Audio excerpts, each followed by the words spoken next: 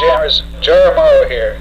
Not so long ago and not so far away, I was talking to my best bud about a number of things, and I'm gonna get into that.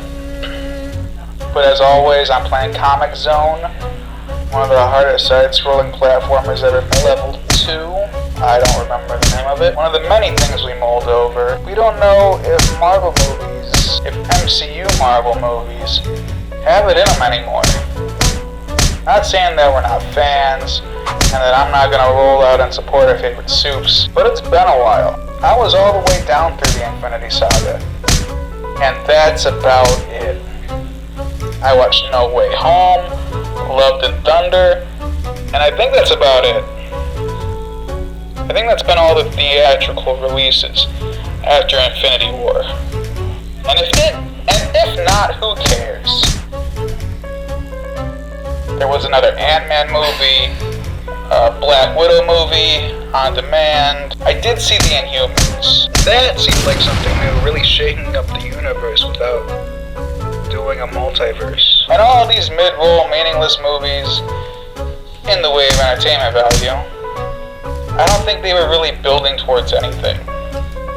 I did see Guardians 3, and that really did feel like a cap. And I don't think they even have anything planned for release until the Mahershala Blade movie. And I don't know how you follow up a Blade movie.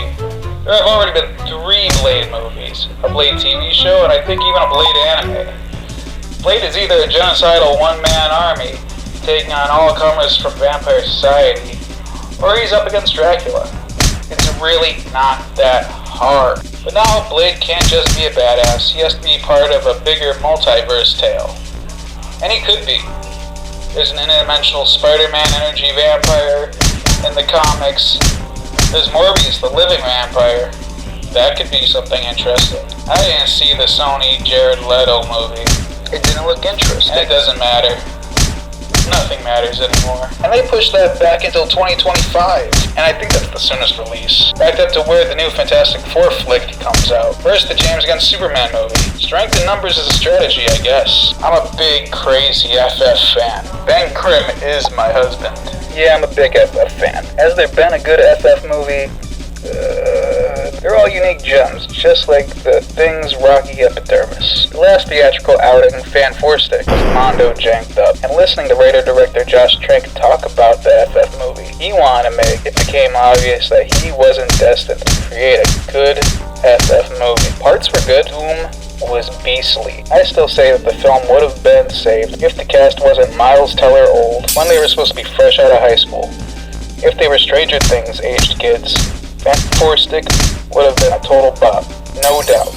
The story, the stupidity, the hubris would totally have worked for baby geniuses. But I don't think Pedro Pascal is the Mr. Fantastic we need. I don't know about the rest of the cast, because the choice of Pedro Pascal wasn't particularly inspiring. Who I do think would have been an inspired casting choice for Reed Richards is Lakeith Stanfield. He was Clarence in the Book of Clarence. He was the guy that freaked out in Get Out.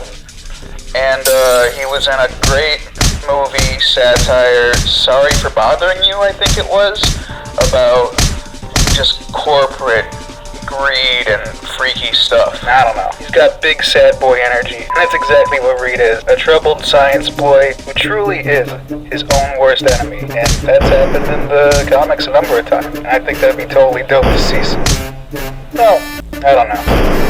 The Maker isn't exactly my favorite. But none of, the elemental foes from 4 are exactly my favorite either. Oh, Reed Richards, I am the embodiment of nature. Your science has no hold over me.